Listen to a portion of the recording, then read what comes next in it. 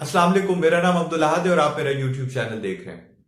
आज हम specifically covering letter की बात करेंगे। ईमेल बॉडी में आप किस तरह से अपना जब रेज़्यूमे अटैच कर रहे होते हैं तो आपने क्या लिखना है, क्या नहीं लिखना।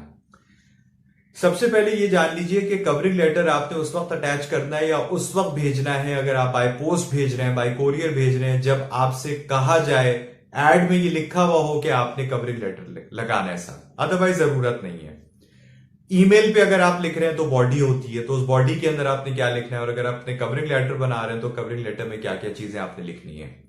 सबसे पहले ये देख लीजिए कि अगर आप जिसको कवरिंग लेटर भेज रहे हैं उसका नाम, उसका डेजिग्नेशन अगर आपके इल्म में है तो आप उसको एड्रेस कीजिए, डेट डालिए। सब्जेक्ट के अंदर जो भी आपकी पोजीशन है, application for the position of HR manager for example, ये आप मेंशन कर दीजिए।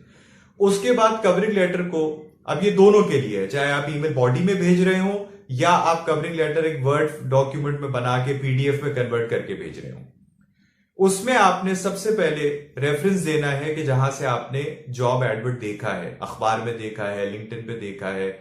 थ्रू सम सोर्स ना लिखिए, थ्रू सम प्रॉपर चैनल, इस तरह से ना लिखिए। लिखिए कि रेफरेंस न्यूज़पेपर एड फलानी तारीख in Dawn, I have come to know about this position and I would like to share my profile for your kind review and consideration।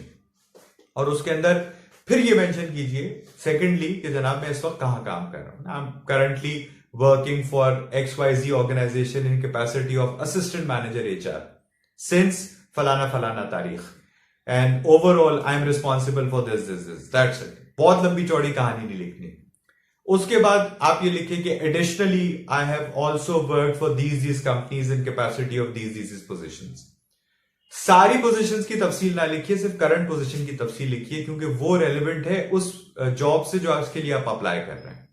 उसके बाद अपने स्किल सेट के बारे में लिखिए कि जनाब my skill set includes but not limited to this this this, my core competencies are this this this. 2-3 लाइनों में पैराग्राफ फॉर्म में लिखना है आपने ये।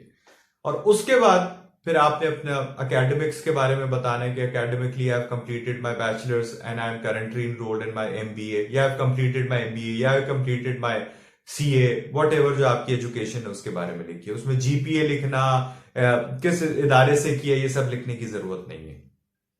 और आखिर में ये लिखिए कि जनाब मैंने अपनी CV या मैंने अपना रेज्यूमे अटैच कर दिया है और मुझे उम्मीद है कि मुझे आपकी तरफ से पॉजिटिव रिस्पॉन्स आएगा और आप मुझे इस ईमेल पे और इस नंबर पे मुझसे राब्ता कर सकते हैं। और उसके बाद सिंसियरली योर्स या बेस्ट रिगार्ड्स और अपना नाम, और नीचे उसको साइन कीजिए और वो भेज दीजिए। अगर आप ईमेल में लिख रहे हैं तो साइन करने की जरूरत नहीं है। तो कवरिंग लेटर एक समझ लें एक तरह की आपकी इंट्रोडक्शन समरी होती है। जैसे हम रिसर्च पेपर में काम करते हैं तो आप शुरू में एक एग्जीक्यूटिव समरी लिखते हैं, ठीक है। तो ये समझ लीजिए कि किसी भी रिपोर्ट की एक एग्जीक्यूटिव समरी होती है। तो जब इंसान एग्जीक्यूटिव समरी पढ़ता है तो उसको अंदाजा हो जाता है कि यार इस रिपोर्ट के अंदर किन किन चीजों का जिक्र किया गया है। बिल्कुल उसी तरह आपका जो रेज्यूमे है वो आपके कवरिंग लेटर के अंदर एक एग्जीक्यूटिव समरी के तौर पे मेंशन होता है। हर चीज मेंशन नहीं होती, सारी तफसील मेंशन नहीं होती, बस एक पेज के अंदर आपने कंसाइजली और बड़े जामे अंदाज में आपने अपनी एजुकेशन के बारे में, अपनी पढ़ाई मतलब पढ़ाई के बारे में और अपने तजुर्बे के बारे में उसके अंदर इंशाल्लाह चीजें मेंशन करनी होती है। तो और जब भी, अगेन याद दहानी करा दूं कि जब भी कवरिंग लेटर मांगा जाए तब दीजिए, अगर नहीं मांगा तो मत दीजिए। और ईमेल के अंदर भी अगर उन्होंने कवरिंग लेटर का जिक्र किया है तो लिखिए। जरूरत नहीं है कि ईमेल के अंदर आप पूरी लंबी चौड़ी कहानी लिखें, क्योंकि आपने CV अटैच की हुई और जो रिक्रूटर होता है वो पूरी तफसील नहीं पढ़ता, वो देख लेता है कि जनाब किस पोजीशन के लिए आपने अप्लाई किया है, CV खोल के देखता है, उसको रेलेवेंट लगती है तो वो अपने पास सेव कर लेता है स्क्रीनिंग के लिए।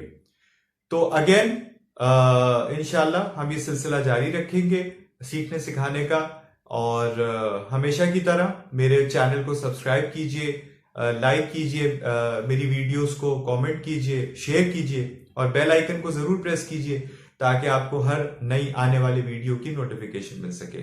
अपना ख्याल रखें, अपने पास लोगों का ख्याल रखें, मुझे अपनी दुआओं में याद रखें। इजाजत दीजिए, अस्सलाम वालेकुम।